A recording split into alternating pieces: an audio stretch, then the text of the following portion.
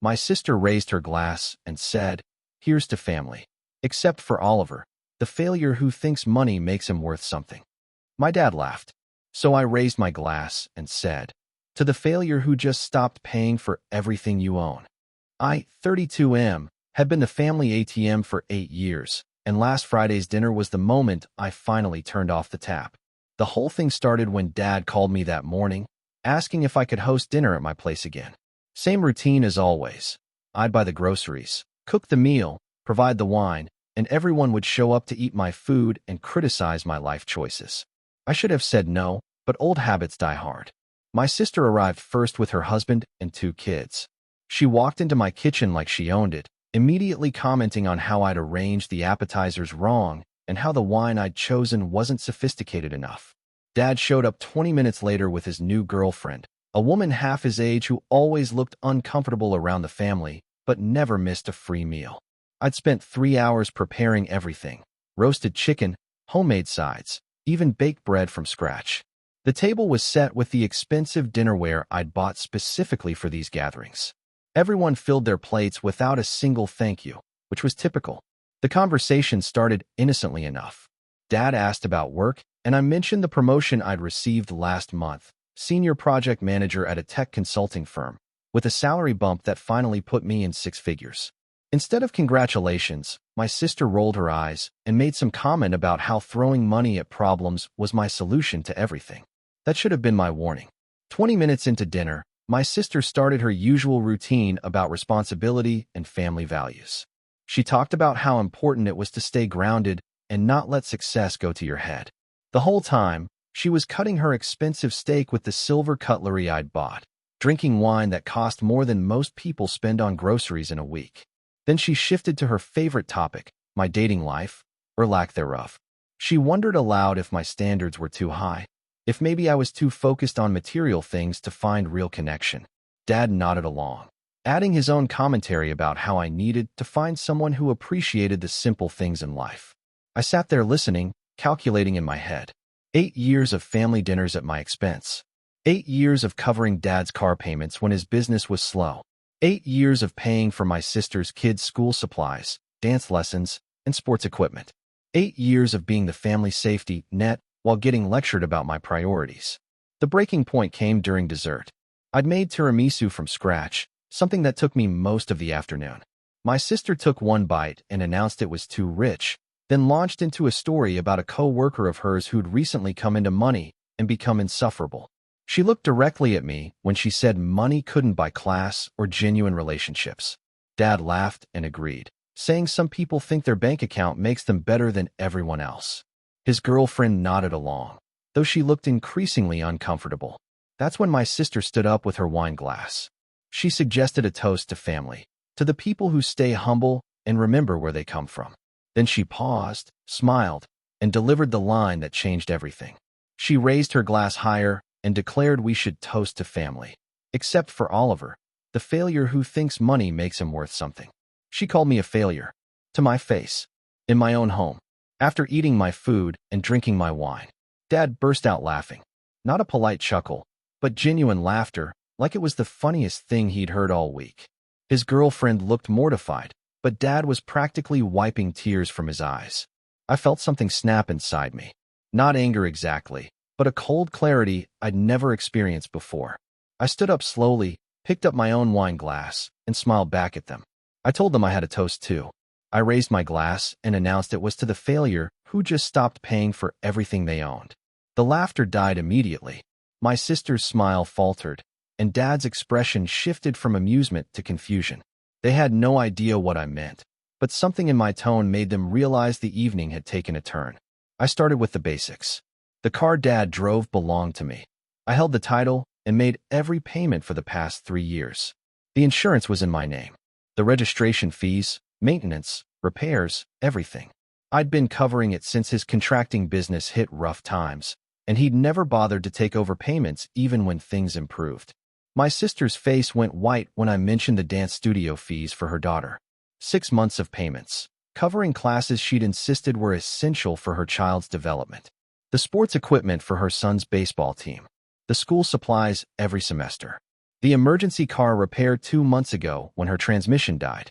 But that was just the beginning. I walked to my home office and returned with a folder I'd been keeping for years. Every receipt, every bank transfer, every loan that was never repaid. The folder was thick, organized by date and family member. I'd kept meticulous records without really knowing why. Maybe part of me always knew this day would come. Dad's business loan from 4 years ago. $25,000 to keep his contracting company afloat during the recession. He'd promised to pay it back within 2 years. The paperwork was all there, including his signature on the loan agreement I drafted to make it official. My sister's down payment assistance when she bought her house. $15,000 that made the difference between qualifying for the mortgage and losing their dream home. Again, all documented, including text messages where she'd promised to start repaying me once they were settled. The family vacation to Disney World last year that I'd completely funded because everyone deserved a break, and everyone deserved to make memories with the kids. $8,000 for flights, hotel, park tickets, meals, and souvenirs. Christmas presents for the past 5 years. Birthday gifts. Emergency medical bills when Dad's girlfriend needed dental work and had no insurance. The security deposit for my sister's apartment before she bought the house. The numbers added up to more than I'd realized while living it day by day. $68,000 over 8 years. More than many people make in a year, handed out in chunks small enough that it never felt overwhelming in the moment. I read every item aloud while they sat in stunned silence. My sister tried to interrupt twice, claiming some of the money had been gifts, not loans. I showed her the text messages where she'd specifically asked to borrow the money and promised repayment. Dad started getting defensive, saying family helps family and I shouldn't be keeping score. I agreed completely. Family should help family. That's exactly why I'd been doing it for 8 years without complaint. But apparently being family only worked one direction, because family didn't call each other failures and mock them in their own homes. The room was completely quiet except for my voice reading numbers and dates. Dad's girlfriend looked like she wanted to disappear through the floor. My sister's husband hadn't said a word all evening, but he was staring at his plate like it contained the secrets of the universe. When I finished reading, I set down the folder and explained the new reality. Effective immediately, I was calling in every loan. Full repayment within 30 days, or I'd be filing small claims court paperwork for the documented loans and consulting with a lawyer about the rest. Dad started protesting that he didn't have that kind of money available. I suggested he sell the car. My car, since he'd no longer have access to it anyway. The insurance would be canceled Monday morning, and I'd be picking up the vehicle Tuesday afternoon. My sister went from shock to anger in about 10 seconds. She accused me of being petty and vindictive, holding money over their heads like a weapon. She said this proved exactly what kind of person I'd become, cold and calculating, more concerned with dollars than relationships. I stayed calm and asked her a simple question. If money wasn't important, why had she spent 8 years asking me for it? If our relationship mattered more than dollars, why had she just called me a failure in my own home after eating my food? She didn't have an answer for that. I continued explaining the changes. No more family dinners at my house. No more emergency loans.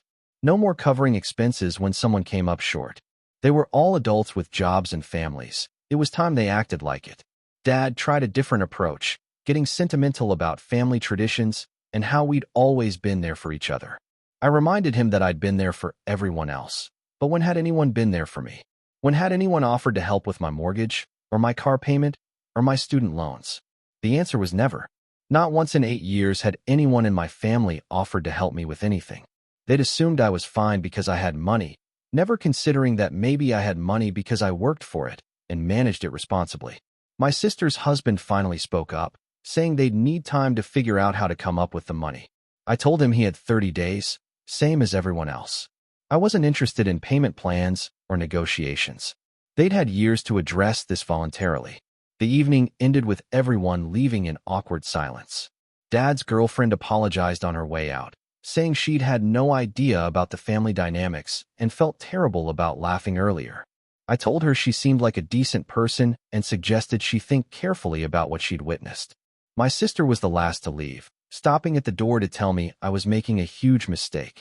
She said money comes and goes, but family is forever, and I was burning bridges over something as trivial as dollars and cents. I reminded her that she'd started the evening by calling me a failure and mocking me in front of everyone. The money was just numbers on paper. The disrespect was what made it unforgivable. Update 1. It's been 2 weeks since the dinner, and the fallout has been predictably dramatic. My phone started ringing Monday morning and hasn't stopped since. Dad called first, trying to negotiate. He offered to pay back half the loan amount and wanted to work out a payment plan for the rest. When I declined, he got angry and accused me of trying to destroy the family over money. I reminded him that I hadn't called anyone a failure at dinner. That honor belonged to my sister. My sister's approach was different. She started with guilt, crying about how her kids would be affected if they lost their house over this. When that didn't work, she tried anger, screaming at me over the phone about being a heartless bastard who cared more about money than his own niece and nephew. I stayed calm throughout both conversations. I reminded them that they'd created this situation, not me. Every dollar they owed me was money they'd asked for, received, and failed to repay despite having the means to do so. Their financial problems weren't my responsibility to solve. The car situation resolved itself quickly. Dad had been planning to trade it in for something newer anyway, so he signed the title transfer without much drama. I sold it within a week and applied the proceeds to his outstanding loan balance. He still owes me $18,000.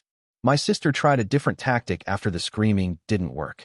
She showed up at my office Thursday afternoon, bringing her daughter with her. She thought seeing her niece would make me emotional and willing to forgive the debt.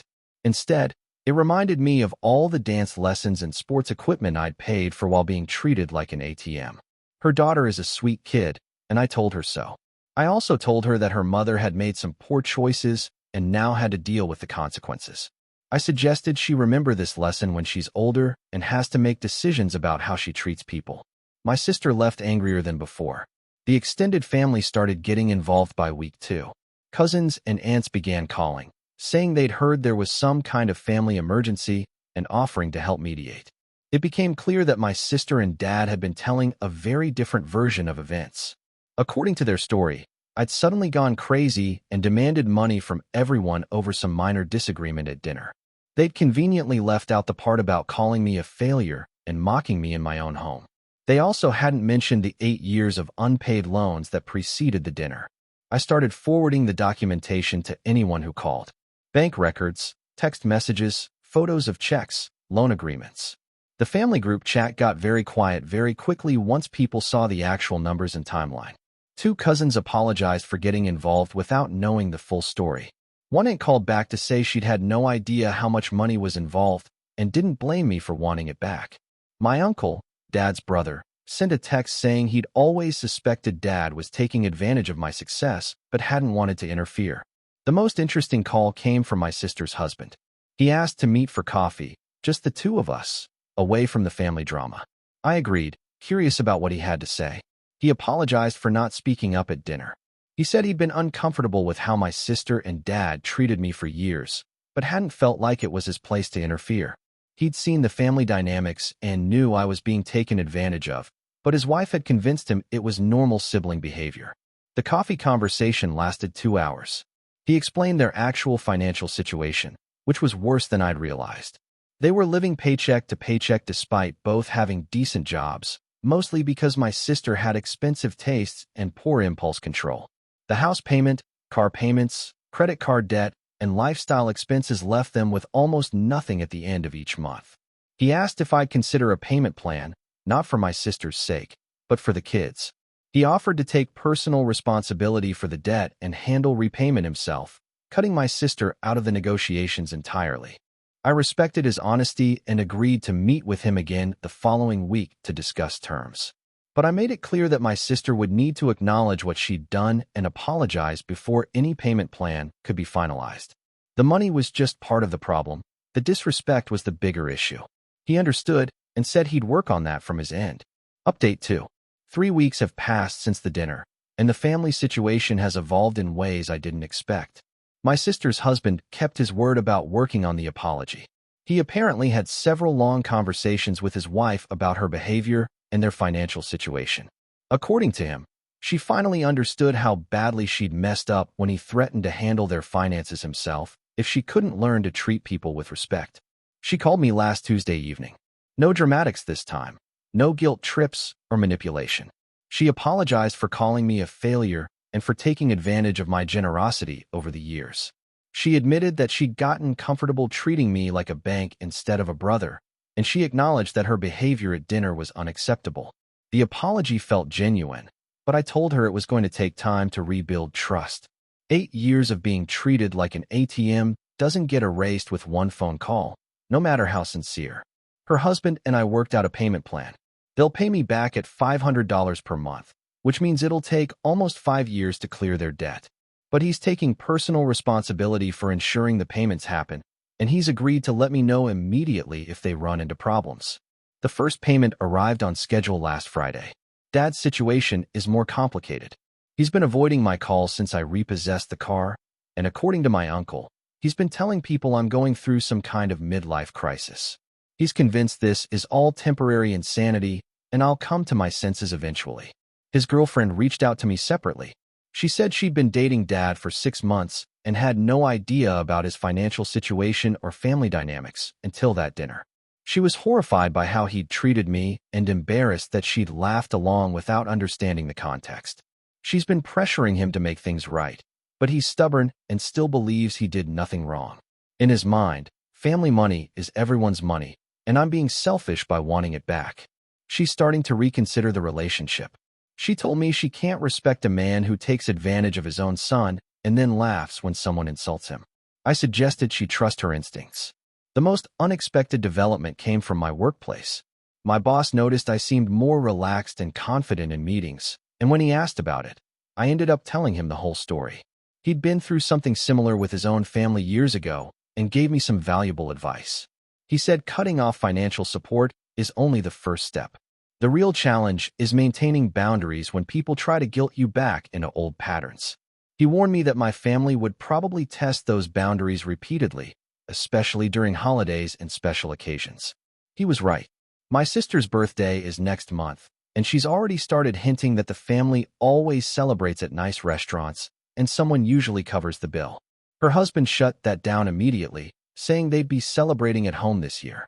I've started going to therapy to work through 8 years of resentment and boundary issues.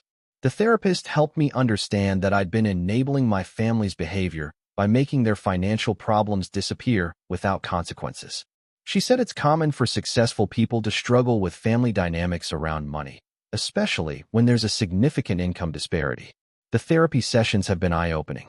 I realized I'd been using money to buy approval and maintain relationships, which never works long-term. People don't respect what comes too easily, and they start taking generosity for granted. I've also been reflecting on my dating life, which my sister criticized at dinner. She wasn't entirely wrong. I had been avoiding serious relationships partly because I was afraid of being used for money. But after setting boundaries with my family, I feel more confident about recognizing and preventing that pattern in romantic relationships too. The social consequences have been interesting. Some family members have been supportive, saying they're proud of me for standing up for myself. Others think I'm being too harsh and should just forgive and forget. The divide seems to fall along lines of who's financially independent versus who's received help from family members in the past. My cousin, who paid his own way through college and bought his first house without family assistance, completely understood my position. My other cousin, whose parents helped with his down payment and still cover his car insurance, thinks I'm being unreasonable. It's become a litmus test for people's character and values. Update 3. 2 months have passed since that dinner, and life has settled into a new normal that's better than I expected. My sister has made her second payment on schedule, and her husband sends me a brief text each month confirming the transfer. We're not close yet, but there's a level of mutual respect that didn't exist before. She seems to understand that actions have consequences, and I appreciate that she's following through on her commitments. Her kids sent me thank you cards for their birthday presents last month. Simple, handwritten notes saying they appreciated the gifts and hoped to see me soon. It was the first time in years they'd thanked me for anything without being prompted by their parents. Those cards meant more to me than all the expensive dinners and family gatherings combined. Dad's situation remains unchanged. He's still avoiding me and apparently telling anyone who'll listen that I've lost my mind over money. His girlfriend broke up with him 3 weeks ago, citing his inability to take responsibility for his actions. She sent me a text saying she hoped I found peace with my family situation and thanked me for helping her see his true character. My uncle, Dad's brother, has become an unexpected ally. He called me last month to say he'd always known Dad had issues with money and responsibility, but hadn't realized how badly it was affecting me. He shared some stories about their childhood that helped me understand Dad's mindset better, though it didn't excuse his behavior. Uncle Mike offered to help mediate if I ever wanted to reconcile with Dad, but he made it clear that Dad would need to acknowledge his mistakes first. He said he wasn't holding his breath for that to happen. The therapy sessions have been transformative. I've worked through a lot of the anger and resentment I'd been carrying for years. My therapist helped me understand that my family's treatment of me wasn't really about money. It was about power and control. By always being the one who solved everyone's problems, I'd inadvertently made myself the family scapegoat. She also helped me recognize patterns in my other relationships. I'd been unconsciously seeking approval through generosity in friendships, work relationships, and dating. Once I understood this pattern, I started making healthier choices about when and how to help people. The most significant change has been in my confidence and self-respect. I no longer feel guilty about having money or success. I worked hard for what I have, and I don't owe anyone else access to it just because we share DNA. This shift in mindset has affected other areas of my life too. I got promoted again at work, partly because I started advocating for myself more effectively. I began dating someone I met through a hiking group, and the relationship feels different from past attempts because I'm not trying to impress her with expensive gestures. She knows about my family situation because I was upfront about it early in our relationship. Her response was refreshing. She said she respected me for setting boundaries and wouldn't want to be with someone who could be walked all over by their own family. The holidays were a test of my new boundaries. Thanksgiving came and went without the usual family gathering at my house. My sister invited me to their place for a simple dinner, making it clear they weren't expecting me to bring anything expensive or cover any costs. I went, and it was actually pleasant. No discussions about money, no passive-aggressive comments, just normal family conversation. Dad wasn't there. According to my sister, he's still angry and refuses to be in the same room as me until I come to my senses and forgive his debt. She said she'd stop trying to convince him to apologize because it was clearly not going to happen. Christmas is approaching, and I've already set expectations with my sister about gift giving. I'll buy reasonable presents for the kids, but I'm not funding anyone's Christmas this year. Her husband thanked me for being clear about boundaries and said they were planning a modest holiday focused on family time rather than expensive gifts. The financial impact on my life has been significant too. Without the constant drain of family expenses, I've been able to increase my retirement contributions and start investing more aggressively. I calculated that I was spending almost $15,000 per year on family-related expenses beyond the loans. That money is now working for my future instead of enabling other people's poor financial decisions. I've also been more generous with charitable giving, which feels much more rewarding than family bailouts ever did. I've started volunteering with a financial literacy program for young adults, helping people learn budgeting and money management skills. Teaching others to be financially responsible is more satisfying than just solving their problems with cash. The program has put me in touch with other people who've dealt with family financial drama. It's surprisingly common, especially among first-generation college graduates or people who've achieved more financial success than their families. Having a support group of people who understand the situation has been invaluable. Looking back on that dinner 2 months ago, I realized it was the best thing that could have happened.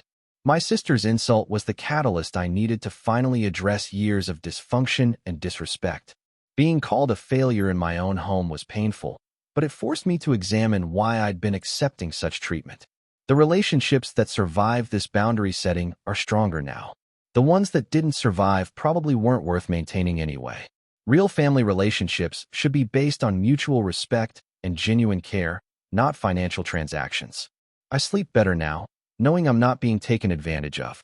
I enjoy my success without guilt, and I'm building relationships based on who I am rather than what I can provide. The failure my sister mocked at dinner has turned out to be the foundation for a much healthier and happier life. The money I'm owed will eventually be repaid or written off, but the self-respect I gained that night is priceless. Sometimes the most expensive lessons are the ones that teach us our own worth.